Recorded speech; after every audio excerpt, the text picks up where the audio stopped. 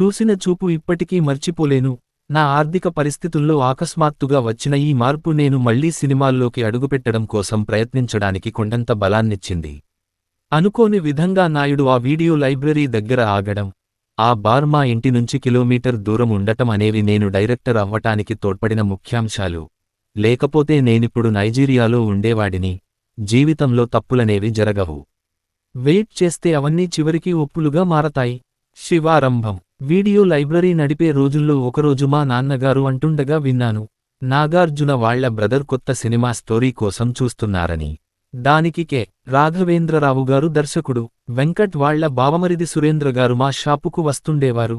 ఆయన ద్వారా అపాయింట్మెంట్ సంపాదించగలిగాను. వెంకట్ గారికి నా రాత్రి కథ వినిపించాను. ఇలాంటి సినిమాలు తెలుగు మార్కెట్కు పనికిరావు అన్నారాయన. హీరో ఓరియంటెడ్ కథ ఏదైనా ఉంటే చెప్పమన్నారు.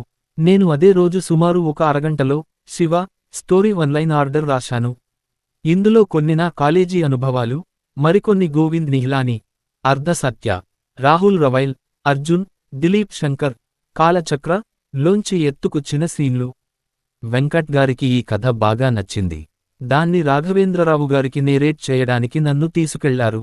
ఇదో ప్రయోగాత్మక సినిమాలా ఉండే తప్ప డ్రామా ఏమీ లేదన్నారు రాఘవేంద్రరావు. ఆయనలాంటి హైలీ సక్సెస్ఫుల్ డైరెక్టర్ చెబుతున్నాడంటే అది నిజమే అయ్యుండొచ్చని అనిపించి దానిని రీవర్క్ చేస్తానని చెప్పాను. ఆ తరువాత ఆయన డైరెక్ట్ చేసిన కలియుగ పాండవులు చూశాను. అప్పుడు నాకు అర్థమైంది, అసలు రాఘవేంద్రరావు గారు శివ ను ఎలా అర్థం చేసుకున్నారు అని. అదే విషయానికి వెంకట్ గారితో చెప్పాను. నిజంగా నా స్టోరీ నచ్చితే గనక నాకు ఎవరి దగ్గరైనా అసిస్టెంట్ డైరెక్టర్గా అవకాశం ఇప్పించమని అడిగాను. అప్పుడు నా సబ్జెక్ట్ నేనే దర్శకత్వం చేసుకోగలను కదా. అప్పటికి నాకు సురేంద్ర గారితో కొంచెం చనువు ఏర్పడింది. ఆయన బి.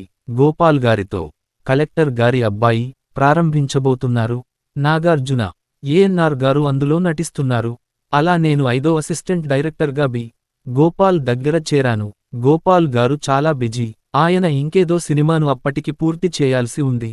సో కలెక్టర్ గారి అబ్బాయి స్క్రిప్ట్ సెషన్స్కు రచయితలు కొమ్మనాపల్లి గణపతిరావు గారు, సూర్యదేవర రామమోహనరావు గార్లతో పాటు నేను పాల్గొన్నాను.